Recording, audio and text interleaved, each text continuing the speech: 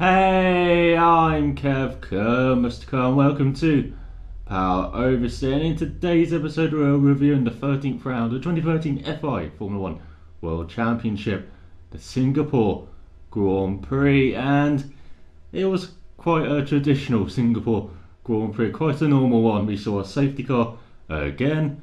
We had a pretty dire race for the most part, but the safety car brought up different strategies and it kind of came a bit alive at the end. But it was business as usual for one man at the front. And so in this Power Oversteer, let's start looking back at it with the race recap. So the race recap of the 2013 Formula 1 Singapore Grand Prix. And before we go into the race, let's talk a bit about qualifying. And on pole again was Sebastian Vettel in his Red Bull. Joined alongside him was Nico Rosberg in the Mercedes, bit of a specialist round here in Singapore. Behind them you had Roman Grosjean in a brilliant third in the Lotus, especially compared to Kimi Raikkonen, who only qualified 13th in his. Mark Webber was 4th, with Lewis Hamilton down in 5th, bit disappointed with that. And then you had Felipe Massa in 6th in his Ferrari, out qualifying Alonso again this season. Alongside Alonso on the 4th row was Jenson Button in 8th. And then you had Daniel Ricciardo in 9th, another brilliant qualifying result in the top 10 from the Australian, really has had top qualifying form this season. And then in 10th was a bit of a surprise in the Sauber. No, it wasn't Nico Hülkenberg, it was Esteban Gutierrez for the first time in his Formula 1 career. Behind him was Hülkenberg, and then you had John-Eric Verne in 12th, Kimi Raikkonen, as I said, in 13th, Sergio Perez in 14th, in 15th was Adrian Sittel. The Force India is very disappointing in qualifying. Vettel Bottas in 16th, Paul di Resta in 17th, out in Q1 again, Pastor Maldonado 18th. Best of the newer teams, Charles Pic ahead of his teammate Van der Garde, then Bianchi and Chilton not far behind his teammate this time in the Marussia. But at the start it was Rosberg who got the better getaway, but Vettel braked a bit early for turn 1, got him back in turn 2 and turn 3. Meanwhile, the starter of the race again was Fernando Alonso in his Ferrari from 7th place, stuck it on the outside in turn 1 and 2 and got up the 3rd by turn 3. Unfortunately, Roman Grosjean did fall back as a consequence there. Also saw Esteban Gutierrez fall further back, and Daniel Ricciardo with another bad start from 9th, falling back 5 places I believe to 14th. Another guy to get a good start was Nico Hülkenberg in his Sauber, went up a couple of places into the points. And we also had Kimi Raikkonen stuck in the midfield for the most part and making some moves early on in his Lotus. And so it was kind of status quo into the first round of pit stops. You had Raikkonen pit first on lap 10 from his super soft tyres, and then you had the Toro Rossos foreign, and then you had the front runners, and we kind of saw the strategies play out. It looked like it was going to be a 3-stop race or a 2-stop race. Up front, it looked like a 2-stop race for the likes of Sebastian Vettel, who finally pitted on lap 18 and came out ahead of Nico Rosberg quite comfortably. It built a lead of around 7 seconds, and it stayed that way after the stops. But then the safety car came out on lap 25. Daniel Ricciardo in his Toro Rosso struggling a bit in the midfield, trying to gain back some time after he lost it at the start. Went into the turn 18 wall, kind of locked up, just a driver error from him. He omitted it after the race. And so for 5 laps you had the safety car. We saw almost everyone pit apart from the top 4, Sebastian Vettel, Nico Rosberg, Mark Webber and Lewis Hamilton, so Mercedes and Red Bull not pitting their guys. Alonso was in 5th, top of the pitters. After the safety car came in, we saw Sebastian Vettel just breeze away at the front, really, and behind them we saw Nico Rosberg struggling with his front wing. He got a bit of tyre stuck in the front wing, so kind of lost some lap time there, quite understeery car for him, and so he's a bit slower than usual, but that didn't take away from Vettel, who was lapping up to 2 or 3 seconds per lap faster than anyone else on the circuit at times. And then on lap 41, Mark Webber pitted, stuck behind Rosberg, trying to do the undercut Red Bull. It worked out as Rosberg pitted the next lap and Webber came out in front just ahead of Rosberg. But they were stuck in the midfield. They need to fight their way past guys who are 2-stopping, such as the McLarens, such as the Saubers, such as Fernando Alonso, Kimi Raikkonen, and so they got a battle pass at those guys. In between this, we also saw retirement for Romain Grosjean in his Lotus on lap 37. He pitted on lap 36 and it seemed like he had air pressure problems then, so they tried to top it up. It was a very long process, about 40 seconds. Went back out, it didn't solve the problem, so he had to be retired. And this was when he was running in a strong sixth and could have been right up there in the podium places at the end. So another disappointing race for Romain Grosjean. Meanwhile, after these pit stops on lap 44, we eventually saw Sebastian Vettel pit from the lead, but he built enough gap to the two stopping Fernando Alonso behind him to come out in front, and from then on he just cruised at the front. Behind him he had Alonso, Button, Raikkonen, Perez, the two Saubers, Hulkenberg and Gutierrez, and then Mark Webber, Nico Rosberg and Lewis Hamilton rounding out the top 10. We also saw Felipe Massa pit around it. We also saw Paul di Resta right up there as well in this Force India. He stayed out long on the first stint, but it worked out for him. The safety car, he was around 7th by the time the safety car came in again, and then he had pitted as well, and he was along this rat pack of guys on the free stoppers, really making their way through the field. And they caught up to the two stoppers such as Gutierrez around 10 laps to go. Gutierrez got past quite easily. His tyres went off and he actually pitted soon after.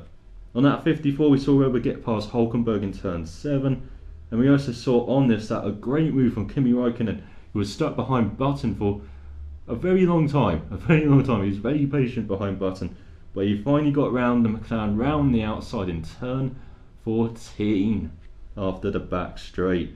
On the next lap, di Resta went into turn 7 Bayer, trying to really get up there with Massa and just follow him through the traffic. He locked up, he got the car into reverse, and then he stalled the car, but there was no safety car as the car was off track. On the next lap, lap 56, Webber got past Button into turn 1, and he was really sliving his way through the pack. Maybe could have got a podium if for what happened right at the end. Button also got passed by Rosberg into turn 16 on lap 58, and the Mercedes were kind of battling each other at one point, and then Felipe Massa was right on their tail at this point. Around this time, Mark Webber was told to short shift all gears. We knew there was a problem brewing for the Australian. Also on this lap, we saw Perez get passed by Hamilton into turn 18, so the gamble by McLaren to get a podium didn't quite get them that podium, but it did get them some solid points.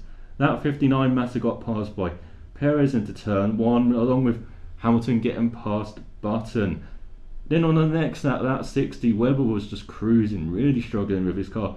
Rosberg got past Webber before turn 10, and then Hamilton followed him through into turn 13. And on the final lap, Webber couldn't quite make it to the end, and he pulled off into turn 7 as his car caught fire. But it was the other Red Bull that was on fire at the front, Sebastian Vettel winning by over 30 seconds ahead of Fernando Alonso and Kimi Raikkonen, a brilliant third after his quite disappointing qualifying in 13th, but with a back injury and everything, got right up there onto the podium. Great strategy from the Lotus guys as well.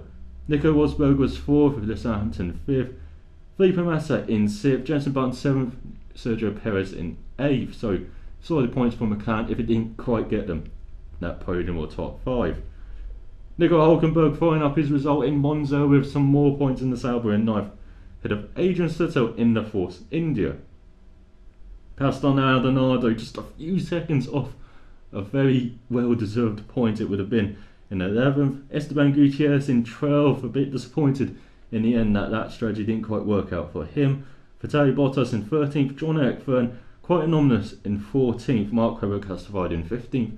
Head of the newer teams, the impressive Guido van der Garde, another impressive outing in the Caterham in 16th, Max Chilton 17th, Jules Bianchi 18th, and Charles Pic in last in 19th, had to pit quite late on because the two-stopper didn't quite work out for him. Their retirements, Paul di Resta said into turn 7 wall, Romain Grosjean on that 37th with that air pressure problem with the engine as well, and then Daniel Ricciardo into the turn 18 wall on lap 23, and that is your race recap of the Singapore Grand Prix. Let's look into the winners and losers now.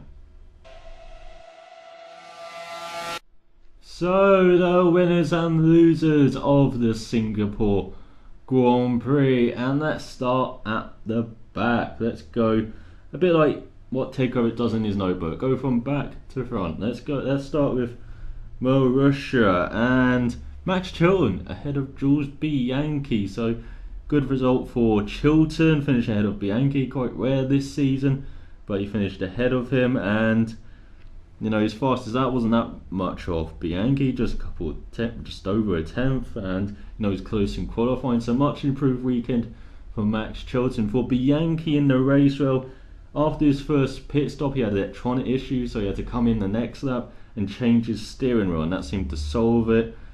And both cars actually had problems during the race, and this is what Ted Rabbits mentioned in his notebook actually, that both cars had problems in the race, and so they tried to get Bianchi ahead of Chilton, so it's easier to manage both problems. But by the time they had kind of argued about it and tried to figure it out, Chilton was ahead of Bianchi, and so that's how it actually finished out. But it was better for Marussia this race weekend. They were closer to Caterham, and it's probably a track that kind of suited them, and so yeah, it was closer for Marussia, but it's not quite the race they wanted, where there were safety cars and maybe they could have taken advantage of that and maybe reinforced that 10th place. But it's still on the knife edge, that 10th place, especially when we go to places like Brazil, where the last race of the season, where like last season, it can be chaos. It can turn into a wet race, or you can have safety cars there as well. So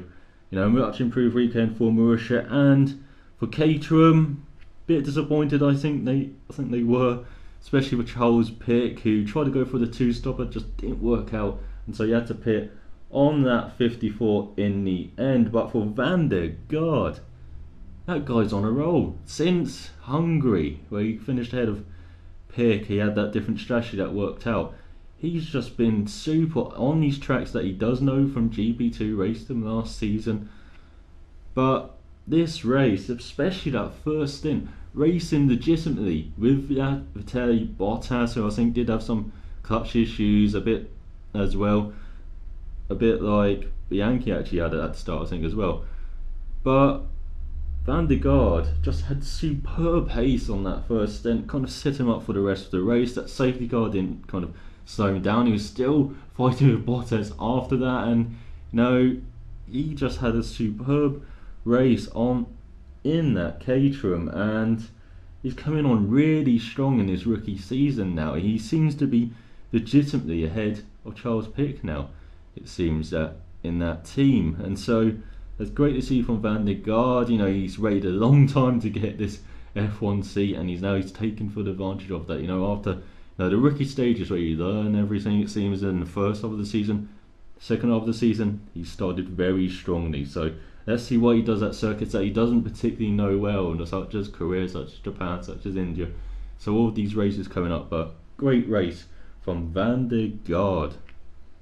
Williams, and they were disappointed to admit they were racing Van der Garde in the Caterham with Bottas, and Bottas only in 13th, first time round this track in the F1 car in a race weekend, and he hasn't really driven it much before, so yeah, he didn't quite have the weekend he wanted. Still out-qualified Maldonado, but the race didn't quite work out for him. Maldonado was super in the race though.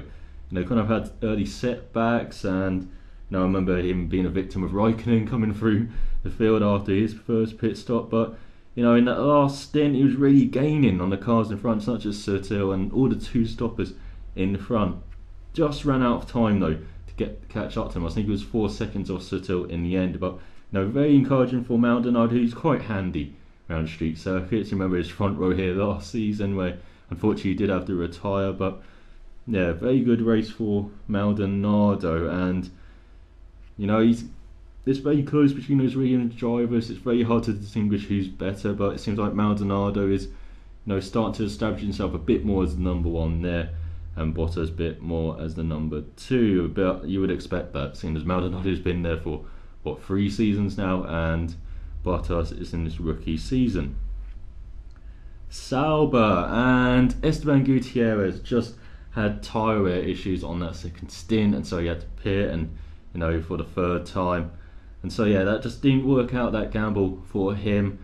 And it's very disappointing after brilliant qualifying, getting into Q3 again. One of the GP2 guys who raced here last season, and he really was an upper hand on Hulkenberg just in qualifying, and that's different to Hulkenberg being upper hand in practice, even though we don't know all the fuel loads and all the parts and everything they were trying out. But it was a very good qualifying from Gutierrez. Hope to see more of that from him, but we are going to tracks that he doesn't know, and on the whole this season he has struggled, but remember, he is a rookie, and so maybe if he gets another chance next season he can show a bit more of himself. But that's very encouraging from Gutierrez. Just the race again not working out for him. He seems to always lose time in the race and in stages of the race, and this time it was the gamble not working out. Hulkenberg on the hand getting some solid points to back up that 5th place in Monza, that brilliant weekend he had.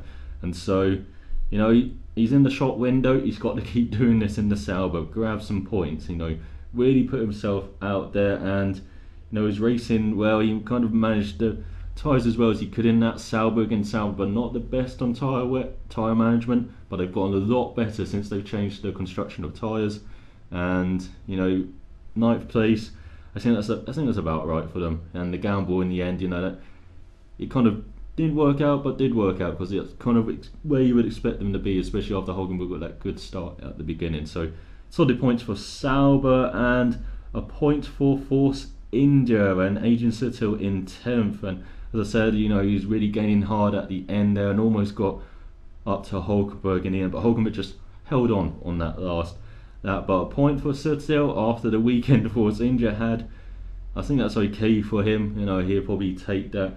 On the other hand, the rest, the strategy just worked out for him brilliantly in that Force India. Long first stint, pitted just before the safety car came out, and then he could pit again later on, get onto those fresh tyres and follow through Massa, and basically follow the Webber train of Massa and the Mercedes through, getting past the 2 stoppers. And that was working out well until you put the car into the wall. So it's a very big missed opportunity for the rest. Continues a poor run for him lately. 20th classified, even though he retired in Italy, retired in Belgium, and in Hungary again didn't get a finish, and in Germany finished in 11th. So these last 5 races not working out for him, and this is an important time of the season where it is the silly season, driver markets. Hulkenberg on the other hand getting stronger. The rest just like, it seems like his F1 career starts strong and then just falls off in the second half of the season. It might be happening again to him, unfortunately. And so he's got to bounce back in career, try and do that. And even though Force India isn't the best car at the moment, they have kind of dropped back a bit, it seems, from McLaren, and now with Sauber getting ahead of them, and of course Toro Rosso there as well. So it's just not quite working out for the rest at the moment. He's got to really bounce back, and if he wants to maybe even just retain his seat at Force India next season. So not the weekend that the rest wanted. Another Q1 out as well. Toro Rosso, John Verne just couldn't get the tyres to work. He pitted just before the safety car came up, really after his teammate went into the wall on that 24, and he just couldn't get the tyres to work, and so he had to pit again, and so he's just stranded in 14th. He was close to the Van der Garde in the end, it seemed, and Bottas. So it just did not work out for John Verne this weekend, and again outclassed by Daniel Ricciardo in qualifying. And Ricciardo, brilliant Q3 that again. He's been there most weekends now this season, been in Q3. That is quite incredible in that Toro Rosso, which is he's been an improved car, but to get it up there consistently like he has, that's very, very good from him. Race, he just lost it at the start again. He's really got to improve those starts, and that might be worrying for Red Bull next season if he qualifies well and then falls behind, say, Alonso as a quick starter, or Raikkonen, and maybe the Mercedes next season. He's been going to be battling just to get ahead of them instead of trying to back them up for his teammate Vettel. So he's got to really work on those starts, Daniel Ricciardo.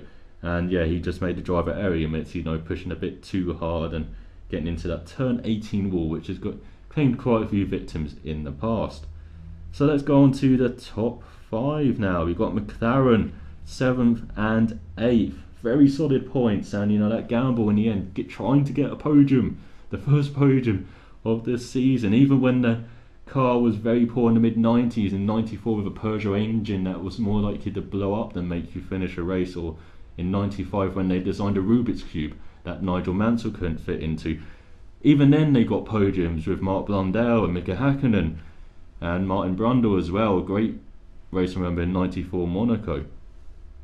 But this season McLaren don't look like they're going to get it, and Jenson Button, great qualifying again from him, and Perez maybe got to improve that qualifying. It seems like it's a bit of a weakness, a bit like the Ricciardo-Verne partnership. It seems like Button and Perez, just qualifying not quite even there. But in the race, Perez much better, much closer to Button, and in the end Button just managed to reserve his tyres a bit better. Perez had some rear tyre wear issues in the end, and just followed his team leader home. So 7th, 8th, very good solid points, gamble worth taking, and more importantly, they've figured this out off the top of my head, 9 points on Force India from that race weekend and about 5th. So very well worth doing that gamble, even if it didn't quite work out getting that podium in the end. If only the race was about 5 laps shorter. But yeah, very good. I would say good race for McLaren. Then we've got Lotus and Roman Grosjean. Roman Grosjean, just bad luck. Brilliant qualifying.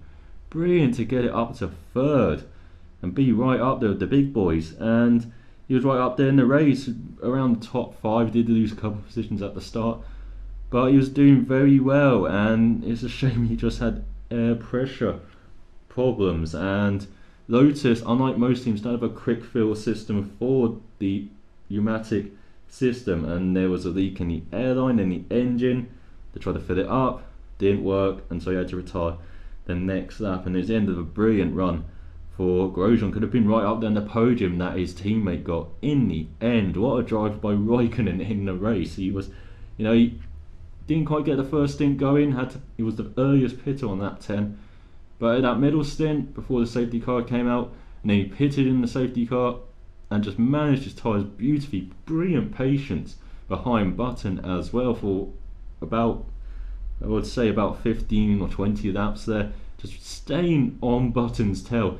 And when he had to make a move, he made it round the outside in turn 14. Brilliant move there from Raikkonen, just like he did on Maldonado earlier in the race as well. But the difference then was Maldonado was on older tyres, Raikkonen was on fresh tyres.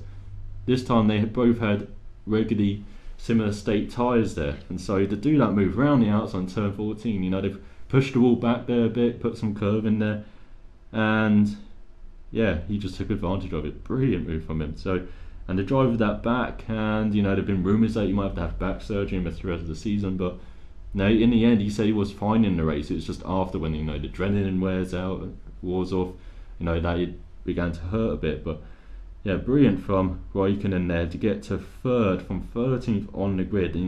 Qualifying is a bit of an issue with him, it seems, especially as the Lotus is not up there now, and Grosjean on pure pace, it seems, is a bit better than Raikkonen at the moment now, it seems like, in qualifying. So yeah, maybe he's got to sort out some qualifying issues, but in the race you can always depend on the Iceman. Mercedes 4th and 5th with Rosberg and Hamilton. Rosberg so disappointed at not getting that podium, and he was 2nd, had the lead for a corner, but yeah, broke himself, and Vettel got past and was holding a nice 2nd until the safety car, just under 10 seconds behind Vettel. And then he got some tyre in his front ring, and of course understeer, we had a Rosberg train, and so yeah, it wasn't very helpful for the guys who were going to free stop like him in the end, and he thought he could go to the end on those tyres. I think there was a bit of a difference in opinion in Mercedes, and Niki Lauda has said after the race, they probably should have split strategy, so maybe have Hamilton on the 3-stopper, Rosberg on the 2-stopper, but yeah, they thought he's going to lose too much time with that tyre in the front wing, and so they pitted him with about 20 laps to go and got 4th place in the end. Couldn't quite catch up to Raikkonen in the end. For Hamilton, disappointing qualifying in 5th, finished 5th.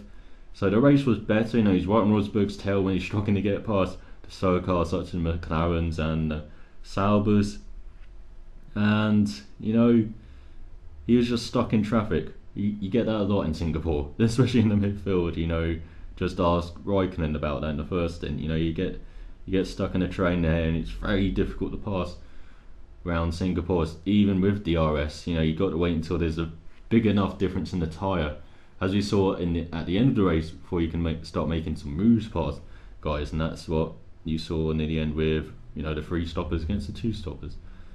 But yeah, not the weekend Hamilton wanted, just beaten by Rosberg all ends up all weekend. So apart from the first practice session. So it's one of those circuits where, as I said, Rosberg is very strong around here.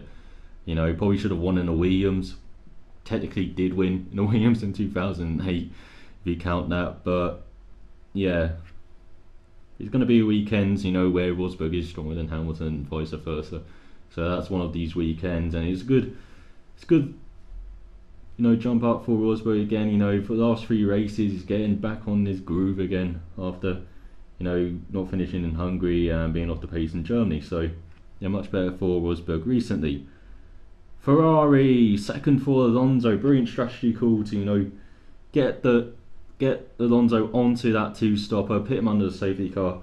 And Ferrari thought the cliff was like on that 58. So the last of those extra 3 laps, great tyre management from Alonso, and the car obviously good on their tyres as well. And great team call for Alonso, and he just snuck up there. He's always finished on the podium apart from 2011 around Singapore, and he's very strong around there and just managed those tyres beautifully. He had so much pace in the end, at the end of that race, compared to some other 2-stoppers, as the McLarens, as the Saubers. It was phenomenal, really. Him and Raikkonen really did manage those tyres brilliantly. Massa in 6th, and he said, that was quite good in the end, considering his race again, stuck in the pack on the 3-stopper. Caught up to Mercedes, was right behind them in the end, and yeah, I couldn't really have asked much more from Massa. Alonso got up there because of his start and because of the strategy call in the end. He was in that position where if he pitted, he was first of the 2 stoppers, so he would have had more clear air. Massa never really had that much clear air in the midfield, but no, 6th place, not bad for Massa. And again, another driver in the market in the city season, wants to impress teams, and maybe that will help him with a drive next year. And now we got Red Bull, Webber. Oh, what can you say about Webber? Engine went in the end, it seemed. We thought it was gearbox, but it seems like the engine just went. His car was on fire and he pitted. He stopped in turn 7, and then he got a lift from Alonso, but he's got reprimanded for going on the track without permission from the marshals, which he is denying. And that reprimand is his 3rd of the season, and when you get 3, you get a 10-place grid penalty. So he's a bit pissed off about that, but his race didn't really work out again, just caught in, behind someone, be it Rosberg or Alonso. He was just stuck behind someone the whole race, so couldn't make many moves there. Meanwhile, who had clear air? Sebastian Vettel, just a breeze at the front. He was brilliant. It was absolutely brilliant. The Red Bull suits the circuit, and he took full advantage of that. Won here the past 3 years. He's got 3 wins on the trot now. He's got this 4th title almost in the bag, hasn't he? 60 points in front. And we're going to places such as Korea, Japan, India, where he's never been beaten, Abu Dhabi, America, and Brazil. All of these remaining races will suit the Red Bull. Any track will, it seems now. And yeah, what can you say?